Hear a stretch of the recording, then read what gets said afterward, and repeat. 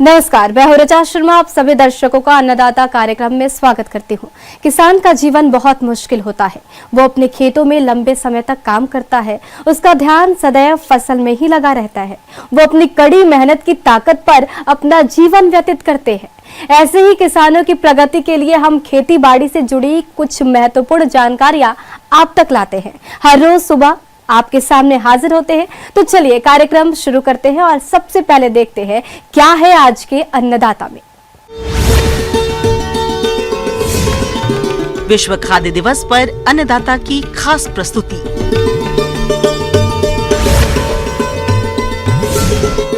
अरहर की फसल में कीट और रोगों का नियंत्रण है जरूरी।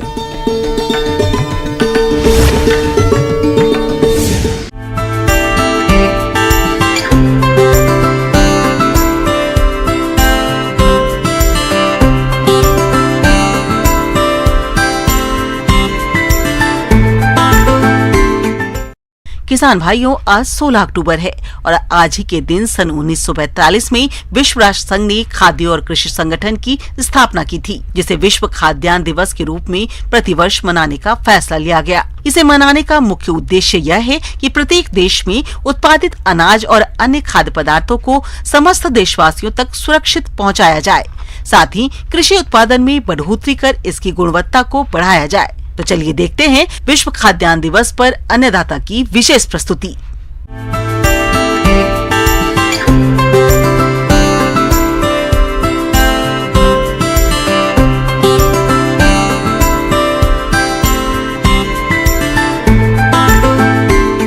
खाद्यान्न की समस्या को देखते हुए संयुक्त राष्ट्र ने 16 अक्टूबर 1945 को विश्व खाद्य दिवस मनाने की शुरुआत की थी, जो अब भी जारी है। संयुक्त राष्ट्र ने 16 अक्टूबर 1945 को रोम में खाद्य एवं कृषि संगठन FAO की स्थापना की। Conference of the food and agriculture organization यानी FAO ने साल 1979 से विश्व खाद्य दिवस मनाने की घोषणा की थी। इस दिवस को मनाने का उद्देश्य विश्व भर में फैली भुखमरी की समस्या के प्रति लोगों की जागरूकता बढ़ाना और भूख, कुपोषण और गरीबी के खिलाफ संघर्ष को मजबूती देना था। 1980 से 16 अक्टूबर को विश्व खाद्य दिवस का आयोजन शुरू किया गया। हर साल अलग अलग थीम के साथ मनाए जाने वाले इस कार्यक्रम का मुख्य उद्देश्य था दुनिया में भुखमरी खत्म करना, और इस वर्ष की थीम है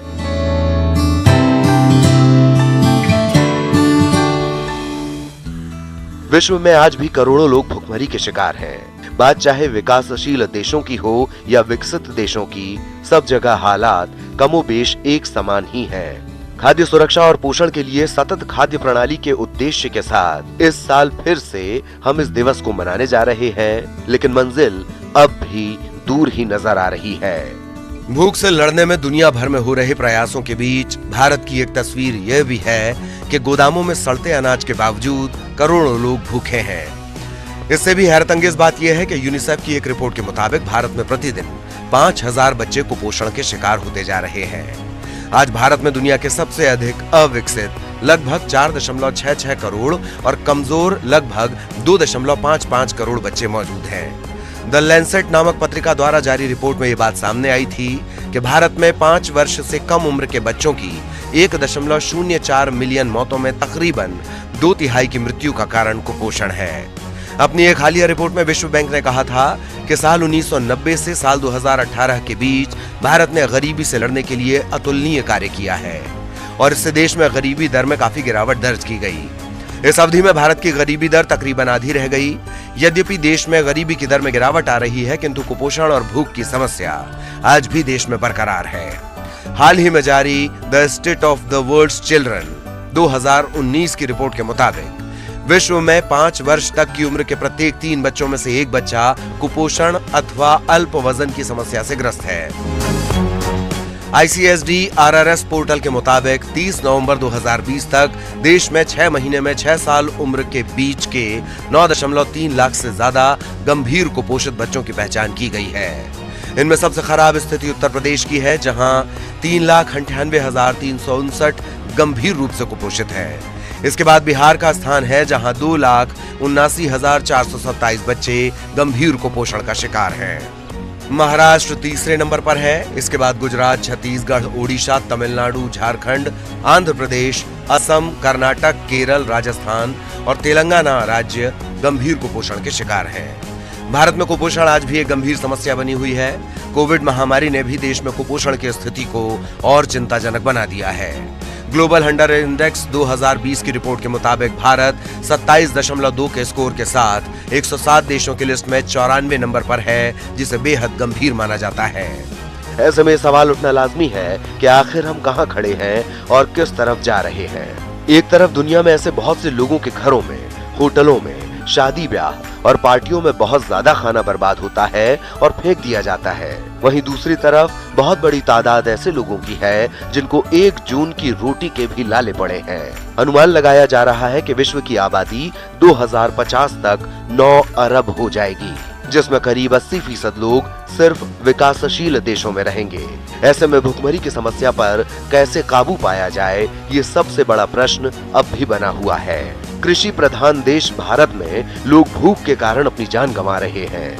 हमारे पास किसी भी विकासशील देश से ज्यादा कृषि योग्य भूमि है, लेकिन कृषि के साधन और कृषि करने वालों के लिए पर्याप्त सुविधाएं नहीं हैं। जलवायु परिवर्तन जैसे प्राकृतिक और युवाओं का कृषि से मोहभंग होकर किसी आसान तरीके से पैसा कमाने की ओर रुझान होना भी इसके लिए जिम्मेदार है। यदि कृषि उत्पादन को उच्चतम स्तर पर बनाए रखना है, तो ये जरूरी होगा कि जलवायु परिवर्तन के कृषि पर पड़ने वाले प्रभाव का आकलन करके कृषि में समग्र बदलाव किए जाएं। विश्व खाद्य दिवस जो पूरा दुनिया में मनाया जा रहा है, ये जो खाद्य दिवस है इसका महत्व इसलिए है कि अभी भी हमारा दुनिया में बहुत भुखमरी और कुपोषण है। और ये जो दिवस है वो संयुक्त राष्ट्र का खाद्य एवं कृषि संगठन द्वारा ये मनाया जा रहा है।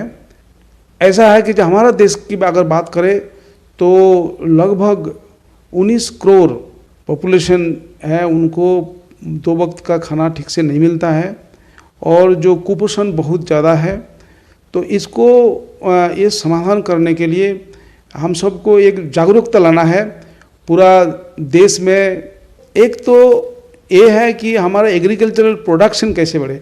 देखिए, जो पूरा जो फूड का जो समस्या है, तो एक तो पहले कि एग्रीकल्चरल प्रोडक्शन हमको कैसे बढ़ाना है, उसके लिए अच्छा जो बीज है, अच्छा क्रॉप वैरायटीज़ है, उसका इस्तेमाल करें, उसका यूज़ करें। और हमारा जो मृदा है उसका मृदा स्वास्थ्य का मैनेजमेंट ठीक से करें, ठीक से संतुलित जो पोषक तत्व दें, जो पानी का जो मात्रा है वो बराबर ठीक से दे, उसका एफिशिएंसी बढ़ाए। तो एफिशिएंसी हमको बढ़ाना है। तो ये चार जो एग्रीकल्चर के जो प्रोडक्शन जो सिस्टम है उसको एफिशिएंट करना है, लागत कम करके ज़्यादा से ज़्यादा हम प्रोडक्शन एक तरफ लेना है। और जो इंटीग्रेटेड जो फार्मिंग है वो अपनाना है। जैसे आपका फूड क्रॉप्स हुआ, आपका हॉर्टिकल्चरल जो वेजिटेबल्स हुआ, आपका और भी जैसे जो मछली है उसको पालन हुआ, जो हनी बी है, जो आपका डेयरी जो हमारा जो कैटल्स है, जो गाय है, भैंस है, उसको पालन करके ज़्यादा से ज़्यादा वो प्रोडक्शन करे और उससे जो सिस्टम है वो एक टिकाऊ सिस्टम होता है। और तो एक तो प्रोडक्शन है, उसके बाद उनको सही तरीक़े से उसको स्टोरिंग करना है। जहाँ पर मार्केटिंग का सुविधा है वो टाइमली उसको बेच करके, और जहाँ नहीं है तो स्टोरिंग करके उसको हम ठीक से रख सकते हैं। कोई भी दाना जो है ना, जो प्रोडक्शन उसको वेस्ट अगर ना करें तो हमारा काफ़ी समस्या का समाधान होगा। कोई भी जो खाना है वो वेस्ट ना हो। ये आंकड़ा है कि लगभग हमारा देश का 1/3 जो हम लोग प्रोडक्शन है उसका वो अपचय हो जाता है, वेस्ट हो जाता है। जो खाना हम बनाते हैं काफ़ी मात्रा में खाना वेस्ट हो जाता है। अगर हम बचा ले 30% जो फूड है उसको अगर बचा ले, जो वेस्ट हो जाता है, तो बहुत बड़ा एक समस्या का समाधान होगा। तो आज का दिवस का यही महत्व है और इस जागरूकता सबको फैलाना चाहिए। किसानों को आधुनिक खेती के गुण सिखाए जाएं, फसलों में सिंचाई के लिए नई पद्धतियों को अपनाया जाए, जैविक और विविधीकरण खेती को बढ़ावा मिले, उत्पादों को सुरक्षित रखने के लिए भंडारण गृह की उचित व्यवस्था हो, किसानों को उत्पादों को बेचने के लिए नजदीकी बाजार उपलब्ध कराए जाएं। खेती बाड़ी में ऐसे ही छोटे छोटे बदलाव करके किसान न केवल अपना उत्पादन बढ़ा सकते हैं, बल्कि देश से भुखमरी खत्म करने और लोगों को पौष्टिक भोजन भी उपलब्ध करा सकते हैं, क्योंकि हमारा किसान ही है देश का अन्नदाता। हमारे अन्नदाता अपना कर्तव्य ईमानदारी से निभा रहे हैं। देश में सभी लोगों तक पोषण से भरपूर खाद्य सामग्री पहुंचे, इसके लिए शासन और प्रशासन को भी ईमानदारी और जिम्मेदारी से काम करने की जरूरत है, जिससे देश का कोई भी व्यक्ति गरीबी, भूखमरी और कुपोषण से संघर्ष न करे। प्रधानमंत्री नरेंद्र मोदी ने हाल ही में इस गंभीर मुद्दे पर बड़ा ऐलान भी किया। उन्होंने कहा कि गरीब परिवारों को सरकारी योजनाओं के जरिए साल 2024 तक विटामिन, आयरन और अन्य पोषक तत्वों से मिश्रित चावल दिया जाने लगेगा। इसका लक्ष्य देश की एक बड़ी आबादी से पोषण की कमी को दूर करना है।